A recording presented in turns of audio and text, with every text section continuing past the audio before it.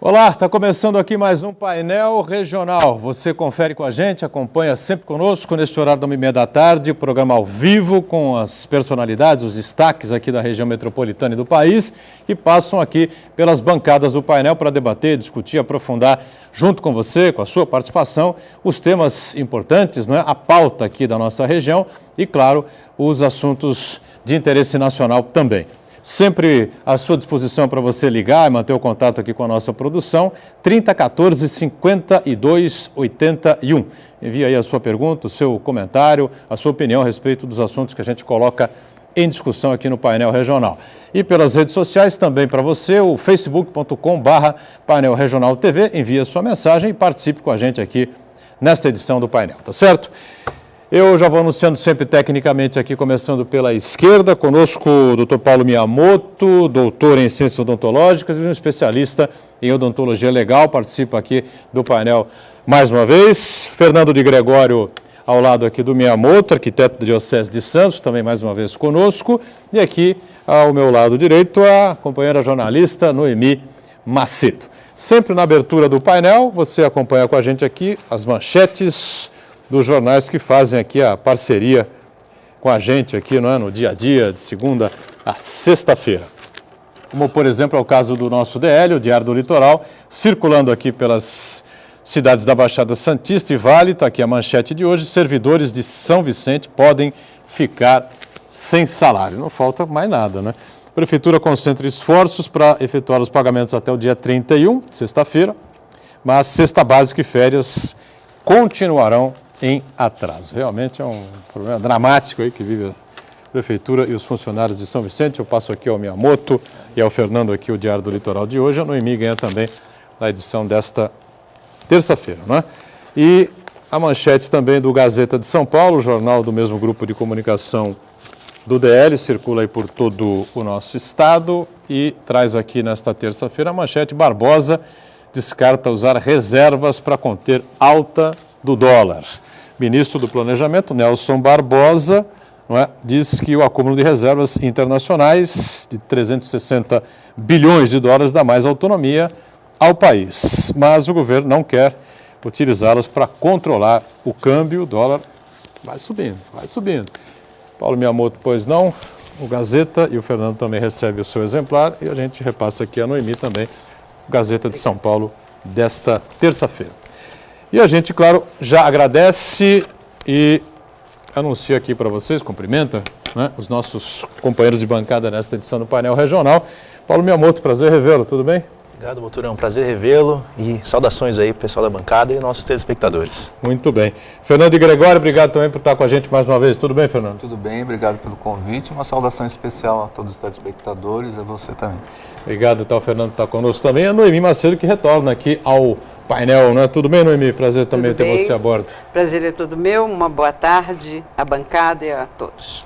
Muito bem, relembrando você, aberto o telefone 3014 5281, ligue para cá, participe com a gente, pelas redes sociais à sua disposição, facebook.com/painel regional TV. Lembrando que estamos online pelo site da TV Santa Cecília, Santa Portal, você clica no ícone do painel regional e acompanha a gente em tempo real. Programa encerrado, vai para o YouTube, você pode rever o programa por inteiro, se preferir os trechos que julgar mais interessantes, né? Sempre atenta à sua participação e à nossa produção aqui no painel.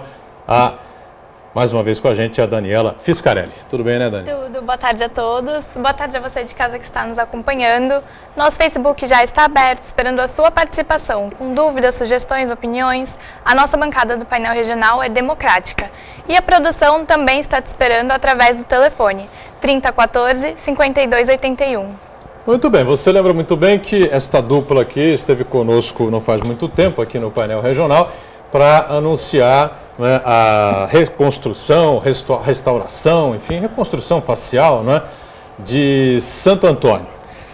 E o Miyamoto na área científica, né, e, claro, o Fernando na parte mais histórica, né, bíblica, né, explicando para a gente aí detalhes do que foi aquela reconstrução. Um sucesso muito grande, né?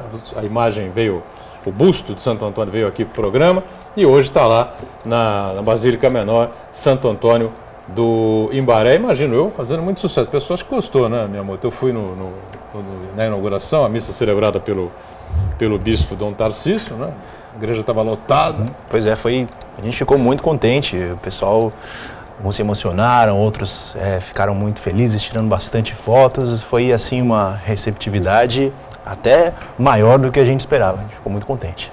Saíram mais casamentos depois dessa nova face de Santo Antônio, não, Fernando? A trezena foi bastante concorrida, né? Sim, porque você via as pessoas, as mocinhas lá fazendo a trezena do lado do busto, né, da feição nova do Santo Antônio. Então, quem sabe, né, impulsiona aí a devoção ao santo e também, né, dá uma forcinha aí para ajudar novos casamentos. Santo Antônio, claro, conhecido como o santo casamenteiro, né? E agora eles têm aqui, na área científica, né, claro, o Miyamoto está aí encarando aí mais um desafio, um novo desafio, que é a reconstrução facial, nada mais nada menos, de Maria Madalena. Maria Madalena tem uma série de histórias, uma série de polêmicas que a gente levantava aqui, especialmente com o Fernando, não é, Noemi? Um número enorme de cristãos, de católicos, né, não tão bem informados como o Fernando, né? Entendem que ela teria sido a prostituta, apedrejada e depois protegida por Cristo. Quem não pecou, nunca pecou, que atira a primeira pedra, quase foi apedrejada, essa coisa toda. Para outros teria sido uma parceira de Jesus, de repente teria tido até um filho com ele, uma coisa que se arrasta aí por esses 2000 e poucos anos. Vamos tentar desvendar isso um pouquinho, né, Noemi? Eu acho que o programa será bastante esclarecedor, até porque eu tenho inúmeras dúvidas, como a maioria dos católicos e não católicos, tem muitas dúvidas sobre as figuras, né, da nossa história bíblica. E Maria Madalena realmente é um tema polêmico. O Fernando de Gregório estava nos explicando as coincidências, o porquê da pecha com relação a Maria Madalena. E eu fico, não em dúvida, não tenho dúvida, porque eu acho que religião a gente trabalha muito em cima de dogmas, então não tenho dúvidas, não questiono, mas fica sempre uma dúvida, até porque a Bíblia foi escrita por homens e os homens, né, são falíveis. Exatamente. Então, conversando com o Fernando antes do programa, ele explicava a confusão com relação ao nome de Maria Madalena. E agora, com a possibilidade da reconstrução facial de Maria Madalena, eu acho que vai levantar mais polêmica. Por quê? Quando foi encontrado o crânio? Como? Foi baseado em quê? Estamos aqui com o Dr. Paulo e o Fernando, que eu acho que vai esclarecer essas dúvidas que eu tenho e com certeza a maioria do telespectador tem. Perfeito. Então, Fernando, vamos começar com você. Afinal, esclareça essa polêmica na medida do possível, né? Quem foi Maria Madalena? Então, a figura de Maria Madalena realmente ficou assim cercada de uma névoa no tempo, né?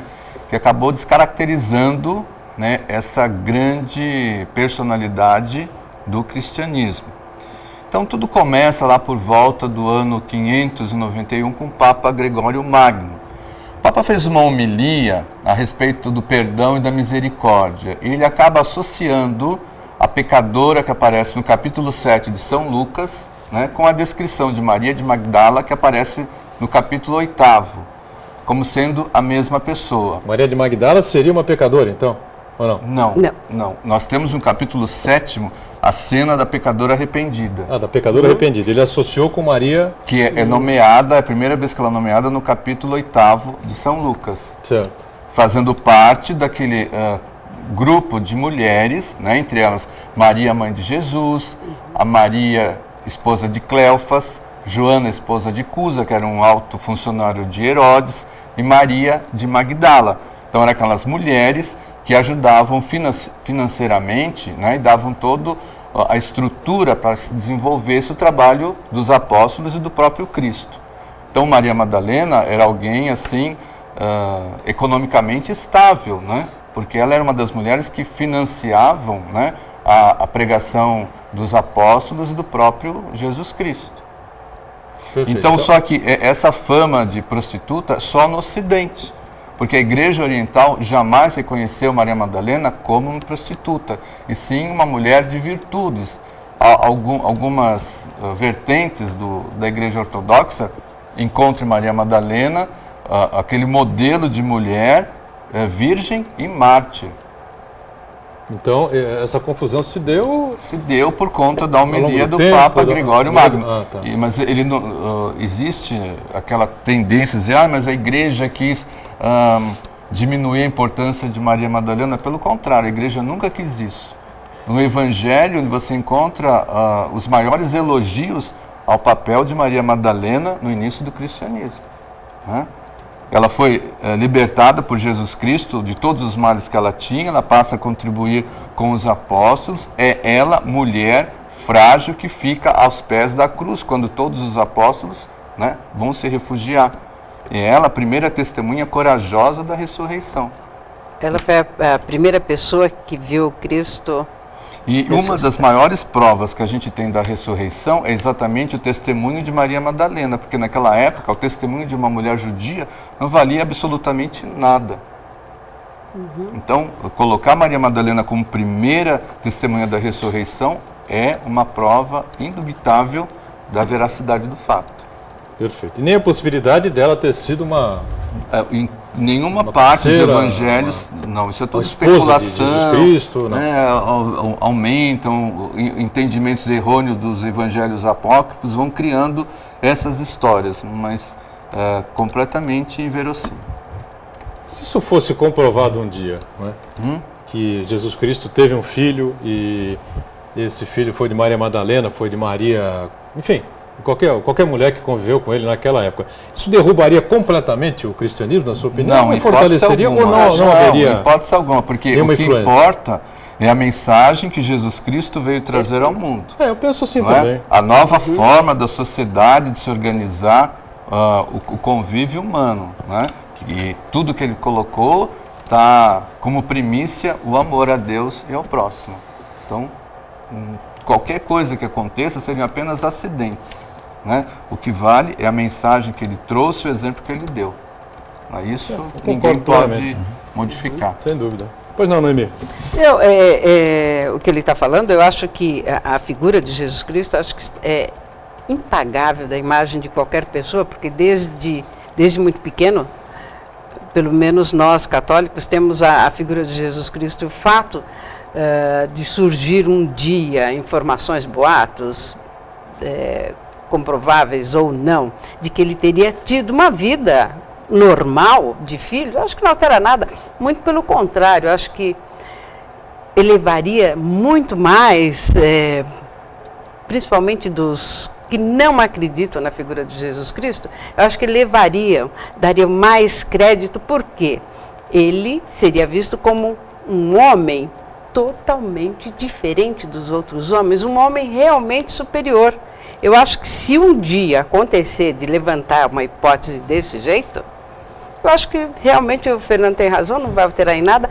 Muito pelo contrário, se alterar será para melhor. Eu também acho, eu defendo essa tese também. Paulo Miyamoto, como é que foi feita a reconstrução facial de Santo Antônio? Eu queria que você explicasse rapidamente para a gente aqui, não é? Só fizesse um briefingzinho do que foi feito aquele trabalho importante realizado pela sua equipe, e se tem aí o caminho, o método, o sistema é o mesmo utilizado agora para a reconstrução facial da Maria Madalena. Ok. Bom, o trabalho com o Santo Antônio, ele foi feito em equipe com pesquisadores italianos, membros da Igreja Católica, e começou de uma parceria científica que eu fiz com um designer gráfico lá de Sinop, no Mato Grosso, o Cícero Moraes. Então o Cícero ele foi incumbido de realizar reconstruções faciais usando técnica 3D que nós desenvolvemos, e sem dizer a quem pertencia o crânio, enviaram para a gente fotografias do crânio de Santo Antônio, elas foram digitalizadas e em cima desse substrato tridimensional e virtual, nós aplicamos as mesmas técnicas que nós aplicaríamos numa perícia, por exemplo, de uma ossada desconhecida. Então, sem ter o compromisso com a identidade do que Santo Antônio representava, nós demos um rosto àquele crânio e ele foi apresentado, então, na Basílica de Pádua, no ano passado, durante as comemorações de Santo Antônio. Então, depois, posteriormente, esse busto foi reproduzido aqui no Brasil e foi presenteado para as cidades de Sinop, Chapecó, Cristais em Minas Gerais e em Santos, né, no final de maio. Então, na verdade, foi esse o trabalho que chamou a atenção de um cearense, né, o presidente da Associação Brasileira de Agiologia, José Luiz Lira. O agiólogo é aquele que é o especialista no estudo da vida dos santos.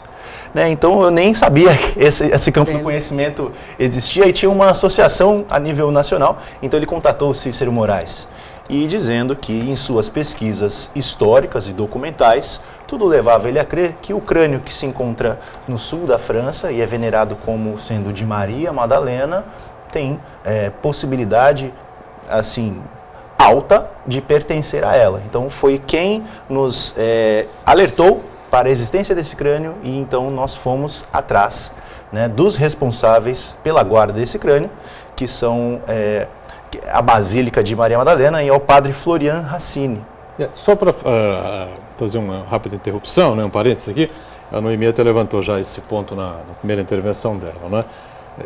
Partindo de onde, não é, para se fazer essa reconstituição, já que Maria Madalena sempre, além de polêmica, né, sempre foi meio misterioso, meio não, né, completamente misterioso o paradeiro dela, diferente de Santo Antônio, que todo mundo sabia que estava na Itália, em Pádua, né?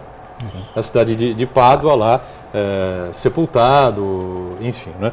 Maria Madalena nunca se teve o paradeiro, ela acabou, foi isso, Fernando? Desaparecendo, né? Se escondendo dos segundo a tradição, nos primeiros anos da perseguição, ela se reuniu com um grupo de cristãos, saíram de Jerusalém e, segundo essa tradição muito antiga, foram para o sul da França, né? Considerando-se então que até o Lázaro, né, aquele que Jesus ressuscitou, foi o primeiro bispo, né? É uma tradição muito antiga. E Maria Madalena era uma das santas de devoção, né, da família real da França, né? São Luís IX tinha uma devoção muito grande, inclusive ao neto dele, o Carlos, que em 1290, né, encontra o túmulo de Maria Madalena, né, ou o que se venerava como. Mas eu acredito que a tradição tem uma força muito grande, também tem uma força documental. Pode ser também que alguns cristãos, né, alguns anos depois, levaram os restos mortais de Maria Madalena para sepultar naquele local para não serem profanados, assim como aconteceu com Santiago em Compostela, né? Então existem essas duas vertentes, né? Ou Maria Madalena sai de Jerusalém e vai para o sul da França, ou posteriormente o grupo de cristãos durante a perseguição leva essas relíquias sagradas para um local seguro, como aconteceu em Compostela. Agora, houve uma junção de uma parte superior do crânio que estaria nessa época, França. Era venerado o maxilar de Santa Maria Madalena. O maxilar. Isso, em Roma. O maxilar dela é venerado em Roma. Em São João de Latrão. E essa parte superior do crânio, né, na França. O príncipe Carlos, juntamente com o Papa Bonifácio VIII, né, juntaram as duas partes e o Papa Bonifácio VIII se convenceu de que realmente aquele era o crânio de Maria Madalena. Até porque houve um encaixe perfeito, né, entre então foram duas peças veneradas em locais completamente diferentes, né, que de repente se juntaram e se complementaram perfeitamente.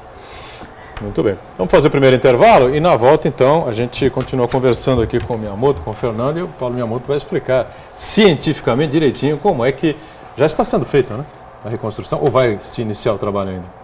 Na verdade, ele já foi realizado. Já foi realizado? E o que a gente está começando, que está para ser feito, são outros crânios que são de pessoas canonizadas e, inclusive, né, isso vai ter um reflexo direto aqui na nossa região, porque um deles é o crânio de Santa Rosa de Lima, que tem uma paróquia aqui na nossa cidade do Guarujá. Muito bem.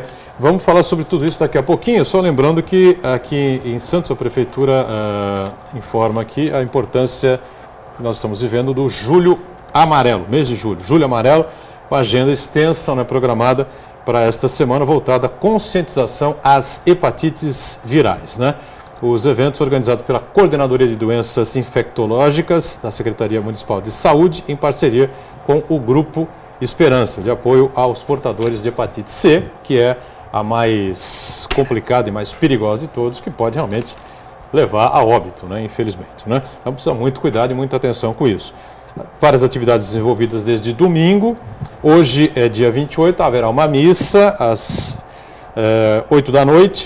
19 horas. 7 da noite, missa em intenção às vítimas de hepatites, na paróquia São Judas Tadeu, na rua Saturnino de Brito, 112, no Marapé. E amanhã, a partir das 9 da manhã até as 5 da tarde, no Poupa Tempo, rua João Pessoa 246, no centro de Santos, testagem rápida para hepatites e os resultados saem em 50 minutos. Tá certo? Voltando, esse é o segundo bloco aqui do painel regional. A gente, com muita satisfação, conversando aqui com o Dr. Paulo Miyamoto, à minha esquerda, doutor em ciências odontológicas e um especialista em odontologia legal. Ao lado dele, o Fernando de Gregório, arquiteto da Diocese de Santos, nossa Noemi Macedo conosco também.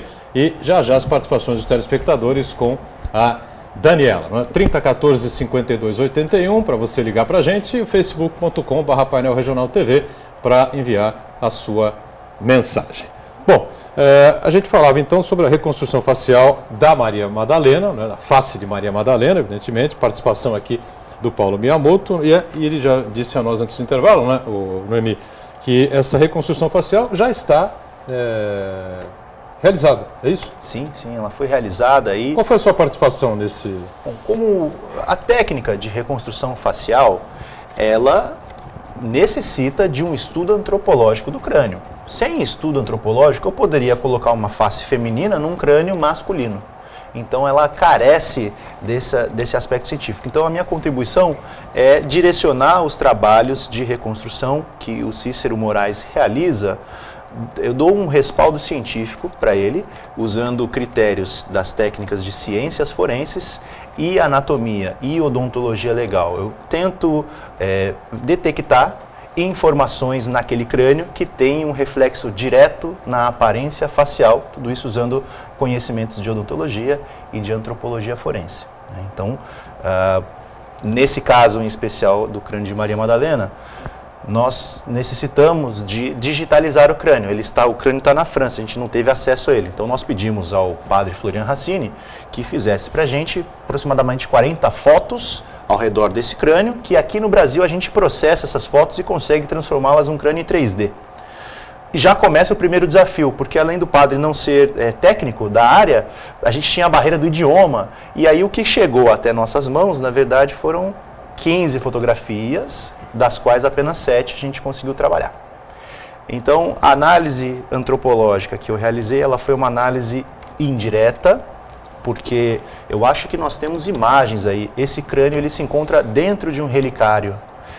Podemos soltar as imagens? Você comenta isso? Claro, vai explicando para a gente aí, Gustavo, o pessoal da técnica, aí fica à vontade. Esse crânio... Vamos soltar as imagens aí sobre essa reconstrução facial de Maria Madalena, e o Miyamoto continua aí explicando para a gente como é que esse processo todo se deu.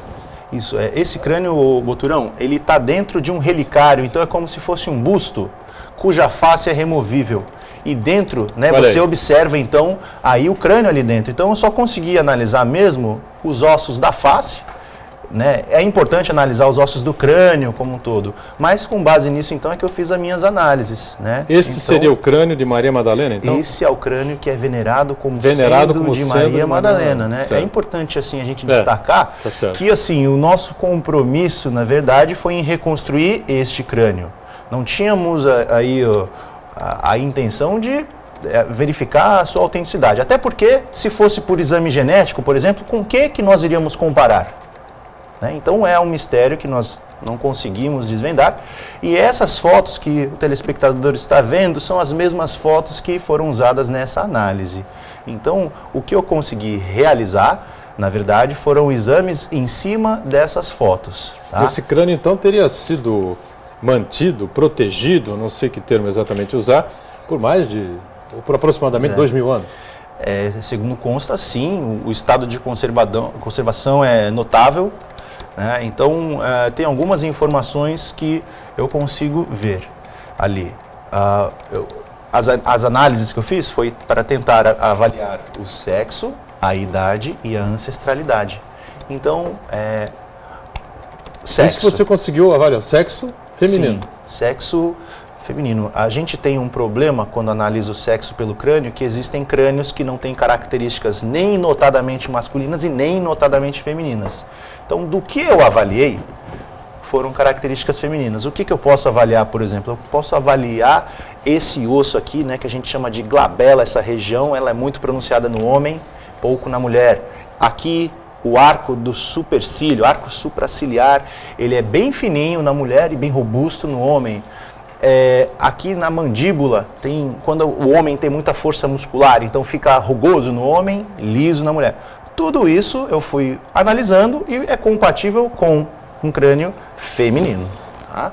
Para, por exemplo, a ancestralidade, né? Aí o crânio é o melhor osso que nós temos para se avaliar isso. Então, o que eu posso detectar, que às vezes dizer o que não é tão útil quanto saber o que é. Então eu posso descartar a possibilidade de ser um crânio oriental ou um crânio negro, porque eu tenho ali uma face que ela a altura do rosto prevalece sobre a largura, também o nariz é muito característico das pessoas que a gente chama de brancas, né? E quando a gente fala branco dentro da antropologia forense é uma definição ampla. Eu tenho desde as pessoas nórdicas, pessoas do Mediterrâneo, até as pessoas do Oriente Médio. Tá? Então o nariz ele é bem característico, ele é fino, ele tem as suas bordas bem cortantes, ele tem aqui esse ossinho embaixo, a espinha nasal bem projetado. Então são características que descartam, né, que pertença a um crânio de origem africana ou de origem asiática. Então compatível com uma pessoa branca. Tá? E a idade, eu não tive muito acesso. O ideal para se estimar a idade seria um exame radiográfico dos dentes. Não tem dentes e eu não pude analisar. Mas eu sei, por descarte, eu consigo dizer que não é um recém-nascido, não é um idoso, não é uma criança e não é um adolescente. Né? Então a gente coloca como adulto. E o intervalo é muito amplo. Adulto pode ser, sei lá, de 20 até 50 e poucos anos.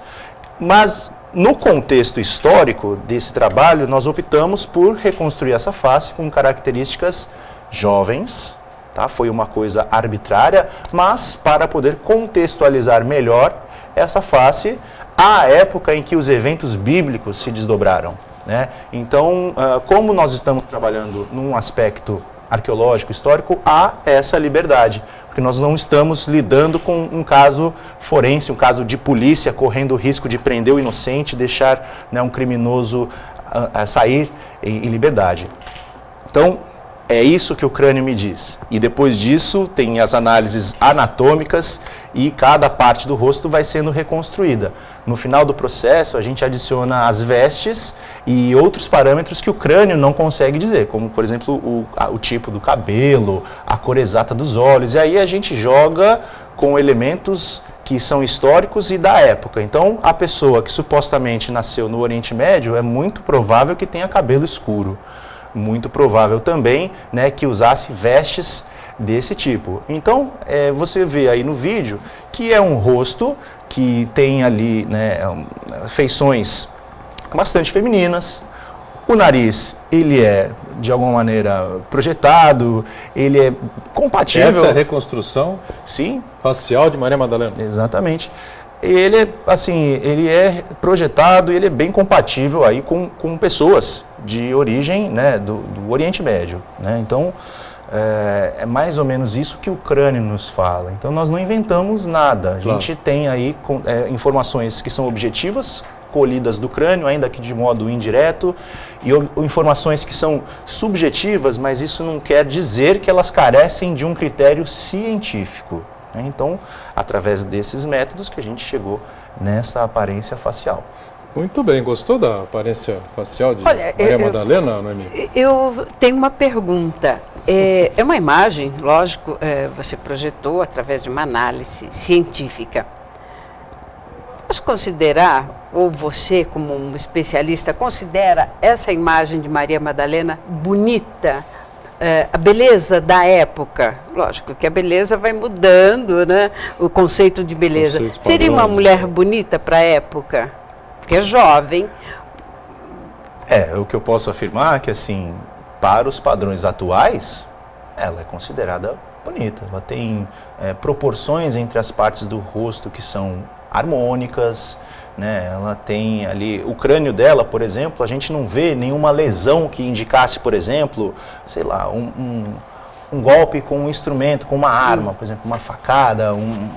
Então a gente sabe que ela não tinha nenhum tipo de reflexo, de lesão no osso, que ela teria carregado uma cicatriz evidente em vida. Então, a minha opinião pessoal é de que sim, ela é bonita. Agora, para os padrões da época, eu já não sei. A gente vê que o padrão de beleza muda ao longo do tempo, exato, né? Teve uma época que as mulheres um pouco mais, com mais curvas, eram consideradas mais bonitas e tal. Então, àquela época, eu não sei afirmar, mas eu, pessoalmente, hoje, eu acho que é uma imagem bonita, né? Mas eu afirmo mais uma vez, a gente não quis fazer bonita. Na verdade, foi ficando bonita porque é o crânio que sugere isso. Obviamente que isso não quer dizer que o rosto dela, deste crânio, aliás, né? Não quer dizer que o rosto desse crânio era exatamente assim. Como a gente diz, é uma reconstrução, é uma aproximação facial. É claro que, né, a gente está sujeito a variações, mas das técnicas que a gente desenvolve e pesquisa em pessoas vivas, a gente tem obtido grande compatibilidade nesses testes e por uma associação nós cremos que do ponto de vista técnico e científico, esse é um rosto compatível com o crânio que é venerado como sendo de Maria Madalena. Perfeito. Muito bem. Agora, o Fernando, a nível de cristianismo, catolicismo, enfim, né, qual é a importância que se dá, não é, para a igreja, para o cristianismo, para o catolicismo, essas reconstruções faciais? A reconstrução facial de Santo Antônio, né, que a gente participou assim, bem de perto, ela dá a chance da gente reconstruir não só a face da personagem, mas a própria personalidade. Porque a vida de Santo Antônio também foi cercada assim, de lendas, de coisas de acréscimos, como Maria Madalena. Ao passo que você recupera a feição mais próxima do original possível, você é instigado a procurar, a conhecer melhor aquele personagem. Né? Então, se resgatando a face de Maria Madalena, se resgata o papel que ela teve no início do cristianismo. Ela foi um dos pilares do cristianismo. Né? Ela foi, tanto é que a liturgia, até 1969, celebrava Santa Maria Madalena, a penitente. Aí o Papa Paulo VI falou, epa, isso não está certo. Porque, mais que penitente, Maria Madalena foi uma apóstola entre os apóstolos. Ela que foi anunciar a presença viva do Cristo para aquele grupo de homens trancados dentro de uma sala com medo. Ela não aparece, em hipótese alguma, naquele quadro, aquela pintura histórica da Santa Ceia. Não. Só aparece os dois, com certeza absoluta ela não está ali. Não, com certeza, historicamente, a Santa Ceia não foi só para o Cristo e os 12. Toda a comunidade cristã que tinha intimidade com Jesus Cristo estava ali presente. Possivelmente ela possivelmente ela, Maria, mãe de Jesus, estavam ali reunidos, com toda certeza. Então a gente resgata, é uma oportunidade rica que a gente tem de redescobrir o valor de Maria Madalena na igreja, no cristianismo. Essa grande figura histórica, né, daquela mulher que, imagine, quando São João fala que Maria ficou aos pés da cruz, não era comum a mulher, nem os parentes de um condenado ficar ali por perto, não. Então, era uma mulher de coragem, né? Ela não se intimidou. Ela ficou com a mãe de Jesus ali, São João, aos pés da cruz, até o final. Ou de proximidade de Jesus Cristo, de alguma forma. Fernando e Paulo, eu tenho uma dúvida. Nós não temos uma figura gravada de Maria Madalena. Então, o que a gente tem dela é muito pouca coisa em termos de imagem. Então, acho que a reconstrução não vai suscitar dúvidas em qualquer pessoa.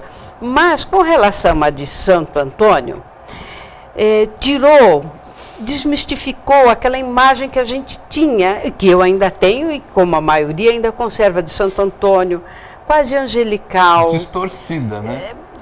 Aí a dúvida, será que essa imagem distorcida, porque a reconstrução de Santo Antônio... Ele foi um homem, né?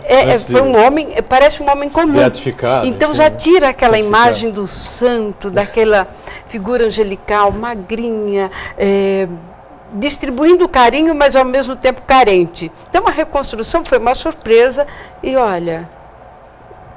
Eu tenho com as minhas dúvidas também. Você ficou chocada com a Fiquei chocada, como a de Santo maioria. Antônio? Parece um homem comum, um carcamano. Trabalhador comum, de braçal. A pesquisa mostrou o quê? Santo Antônio era um homem que tinha os 2 calcanhares gastos, de tanto que ele andou. As 2 rótulas com calo, de tanto que ele ficava ajoelhado. Os ossos comprovavam que ele era subnutrido, de tanto jejum que ele fazia. Né? E ele não era esse santinho assim, tipo manequim de vitrine, não. Então, aos 12, 14 anos, ele sabia muito bem lutar espada e bastão, porque ele era de uma família militar. Então não é aquele santinho meigo, era um santo realmente preparado para a vida difícil da Idade Média. Né? Tanto como missionário franciscano, como pregador, como um santo que se interessou muito pela questão social e política. Né? Então a gente vê a imagem dele com o lírio, o menino Jesus, acho que era um santinho alienado. Não, pelo contrário. Não, eu acho que as pessoas não têm essa figura de né? santo alienado, de Santo Antônio principalmente. Não, que é aquele rostinho, menininho. Aí que está a imagem criada em torno de Santo Antônio. Idealizada. Exatamente, idealizada, principalmente junto às crianças. A gente vê pelo trabalho, né? Que é uma imagem assim de um santo que precisa... que está pedindo a sua atenção, está pedindo um carinho diferente, uma aproximação. Aí quando você vê a imagem reconstruída, você leva um choque. Aí está, vamos fechar o segundo bloco aqui, vamos para o intervalo, com a imagem, né, reconstruída do crânio que se considera ser, né, o de Maria Madalena. O break, já voltamos com a sua participação. Voltamos, terceiro e último, né, bloco desta edição do Painel Regional, aqui com o Dr. Paulo Miyamoto, com o nosso Fernando de Gregório, a Noemi, e também com a participação importante da nossa Daniela, com as participações também importantes, claro, dos telespectadores aqui do painel. Pois não, Daniela? Tem uma pergunta do Uriel Vilas Boas. Ao ser crucificado, Jesus usou a expressão: Pai, perdoa-lhes, eles não sabem o que fazem. Qual o significado dessa frase? Por que as imagens de Jesus no Ocidente não têm características árabes? Seriam reais ou imaginadas? Pois não, Fernando, deu para entender, né? Então, todas as reproduções do Cristo crucificado, então, elas vêm sempre, né, sofreram uma evolução através dos tempos. Nos primeiros anos do cristianismo, não se representava a cena da crucificação, porque era uma coisa muito recente, né, viva na memória dos primeiros cristãos. Então apareceu o Cristo Bom Pastor. Depois, na Idade Média, é que vem então a representação do Cristo na cruz, mas não um Cristo sofredor, o Cristo glorioso. Você vê os ícones bizantinos, o Cristo aparece na glória, não aparece uma figura sofredora. A partir de São Francisco de Assis é resgatada então essa representação do Cristo pobre, nu e crucificado, né? Com todas aquelas chagas. Então, um Cristo que São Francisco traz ao mundo é esse Cristo todo doloroso. Então, essas figuras são figuras que saem do imaginário, né? Mas nós nem temos assim condições de precisar como realmente foi a forma da crucificação, né? Pesquisas arqueológicas demonstram, até a partir de estudos no Santo Sudário, algumas realidades que não batem com as representações que nós estamos acostumados, né? Os cravos na palma das mãos, né? Às vezes até 2 cravos nos pés, né? Então, fica às vezes com a imaginação do artista, do escultor, do pintor, mas aquém da realidade arqueológica, né? Na verdade, os cravos não perfuraram o peito do pé, né? Mas o calcanhar, né? E isso através de pesquisas arqueológicas, né? Então, mas se coloca uma figura idealizada, equilibrada visualmente e ideologicamente, né? Quanto a essa frase, realmente, o que estava acontecendo era desconhecimento geral, né? Ninguém teria a ideia de que se agia daquela forma com o próprio Filho de Deus, né? Então, a partir dessa ignorância, Jesus não, pelo contrário, não guarda nenhum sentimento de rancor, mas de perdão por aqueles que faziam, né, aquele ato sem o mínimo de noção daquilo que estavam realizando, né? Então, é esse o sentido da frase. Se ele vivesse hoje, provavelmente seria crucificado novamente, não? E ele falaria a mesma coisa, eles não sabem o que estão fazendo. Mas provavelmente seria crucificado novamente, ou você acha que não? A morte não, de Jesus exatamente, claro, não foi uma morte na cruz, porque então, abalou a estrutura política, abalou a estrutura religiosa da época, né? Ele se coloca como grande líder, ele afronta, né, principalmente os sacerdotes do templo que viviam em função da exploração do povo, né? Então, Jesus era uma pessoa que era um perigo, né, para a sociedade da época, tanto o status quo dos judeus quanto dos romanos. Alguém que se diz rei, mas nós temos só o rei que é César. Então, um perigo. Pilatos era uma pessoa extremamente temerosa, né? Ele tremia de medo de perder o poder, né? Então, uma das causas da morte de Jesus foi exatamente essa, de o povo reconhecer Jesus como um grande líder político e religioso. Se a gente entrar por esse caminho, Noemi, nós vamos embora aqui umas 10 horas de conversa. Nossa, e não vamos e se pararmos em Pôncio Pilatos, que tem uma história... História de lavar as mãos. É uma história que se repete a cada dia, ficaríamos aqui a semana. Discutindo. Exatamente. Daniela, tem mais gente aí conosco? Tem sim. O Adalberto Pereira. Maria Madalena teria participado da Santa Ceia, ficado com o Santo Graal e ido com ele para a França? São especulações. Da Santa Ceia, né, como a gente... Provavelmente, a ceia foi realizada pela primeira comunidade cristã em volta de Jesus. Quanto à questão do Santo Graal, também são especulações envolvidas em lendas, né, e conjecturas. Não há nada de histórico que comprove que Madalena saiu. O Graal foi a taça onde Jesus realizou, né, a última ceia. Também, segundo alguns, José de Arimateia recolheu o sangue que verteu do lado, né, do Cristo e guardou nessa taça. Então, alguns dizem que já encontraram o Santo Graal, apenas é uma figura simbólica, né, mítica, mas comprovadamente não existe nada de histórico que possa embasar essa possibilidade. Nem no livro, no Código da Vinci, que depois virou filme também, o Santo Graal, na verdade, é o útero de Maria Madalena que traria um filho de Jesus, que a gente diz aqui, a gente nem Fernando, sabe que é se... totalmente incompatível com isso, inverossímil, né? Fora da realidade, né? Eu levo também para o imaginário o Santo Graal.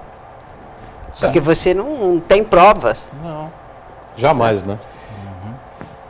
Mais participações com a gente, Daniela? Mais uma, da Maria José do Boqueirão. Fernando, essa imagem de Maria Madalena seria para tirar a mulher em segundo plano na igreja? Será que essa imagem não a santificou? Será que as mulheres não terão lugar na igreja dirigindo missas? Não, pelo contrário. Olha. Pelo contrário, né? Se colocou toda uma propaganda desmistificando o papel de Maria Madalena. A propaganda que os primeiros cristãos fizeram, os apóstolos, a igreja, é exatamente ao contrário, é de exaltação do papel da mulher nas primeiras comunidades cristãs. Então, essa imagem resgata a figura e a importância da mulher dentro das comunidades da igreja.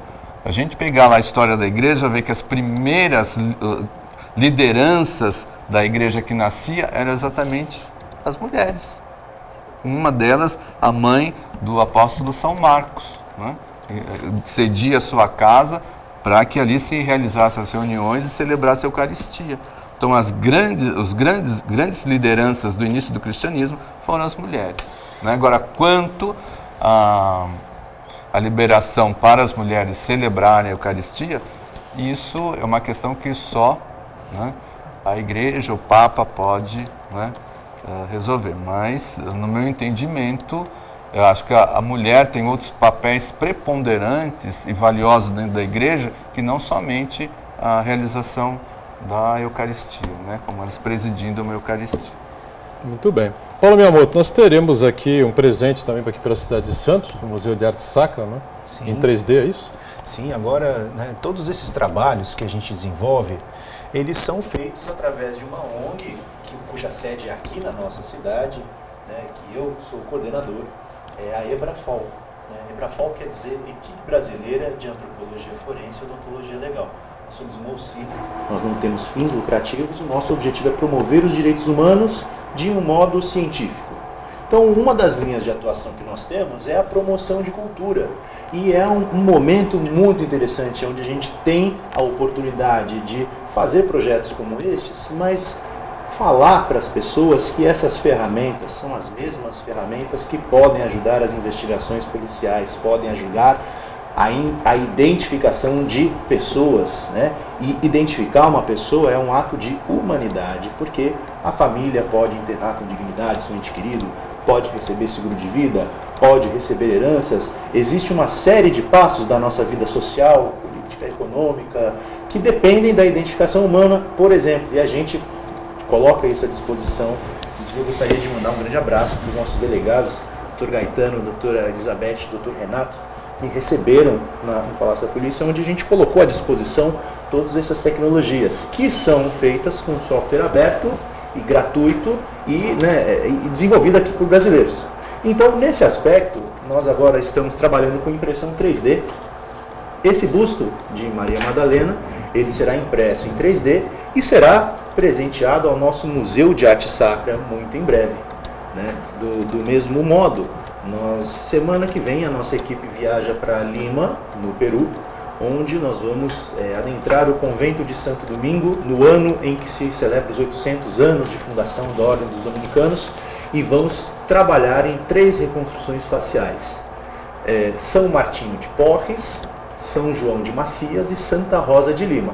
São crânios que foram de pessoas que foram canonizadas e pessoas peruanas. O povo peruano se identifica muito com eles como sendo pessoas genuinamente santos, genuinamente peruanos.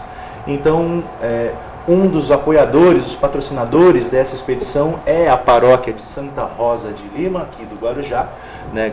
Grande abraço ao Padre Cláudio, que nos ajuda muito. E nós pretendemos ainda em agosto, nos dias 22... Pedir ao Paulo Miyamoto que faça uso aqui do sem fio? Pode continuar. Bom, aqui nos dias 22 e 23 de agosto, né, pertinho já, nós estamos organizando também uma festa, uma cerimônia para presentear o Guarujá com o busto impresso em 3D de Santa Rosa de Lima, que além de padroeira, né, da paróquia, é a padroeira da América Latina. E finalizando aqui as nossas novidades que nós temos, toda essa história de como foi feita a reconstrução de Santa Maria Madalena e a reconstrução ainda de São Sidônio, cujo crânio também foi feito, né, na mesma época, será contada num livro que em breve será lançado pelo José Luiz Lira e o Cícero Moraes. Eu sou um dos que escreveram a apresentação desse livro e convido o nosso telespectador a compartilhar essa leitura e conhecer um pouquinho mais dessa história. Então, é nesse aspecto que a nossa organização busca trazer novidades aqui para a nossa região, sempre valorizando o que é nosso. Então, acredito que muito em breve nós teremos ainda mais aí movimentações na nossa região. Muito bem. Noemi, alguma coisa a completar ainda? Fica a minha expectativa de grande parte dos telespectadores sobre a reconstrução facial de Jesus Cristo.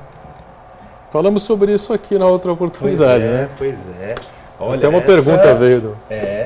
Existe, né, o Santo Sudário, tal, ele está em Turim. A técnica que nós usamos, ela precisa de um crânio.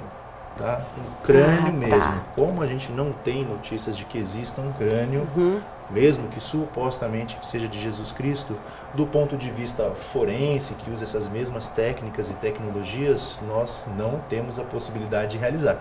Já teve pesquisadores que fizeram a partir do Santo Sudário, mas isso é totalmente questionável enquanto uma técnica com precisão testada e aceita pela comunidade científica. Ou seja, sem um crânio para embasar, fica impossível a reconstrução. Pela facial. nossa técnica, sim. Não há crânio em hipótese alguma, Fernando. Hipótese alguma. Tá certo. Vamos fechando aqui o painel regional, programa diferente, como você viu, informativo, não é? Trazendo aqui o Paulo Miyamoto, sempre com uma novidade interessante nessa área de reconstrução facial, né? Ele que atua como na área de odontologia legal também e é dentista, claro, cirurgião dentista e doutor em ciências odontológicas. Obrigado e até uma próxima, viu, Miyamoto? Parabéns. Agradeço, doutorão, e um grande abraço para os nossos telespectadores. Muito obrigado. Fernando Gregório, obrigado também por estar conosco. Agradeço a participação. Obrigado a Noemi, obrigado também a Adriana que está sempre com a gente aqui, não é? E você acompanhando o painel regional de segunda a sexta, no horário da 1h30, sempre um programa ao vivo, inédito também, né? Quando for gravado é inédito, tá certo? E a reprise às 8 da noite. Final de semana, estamos juntos.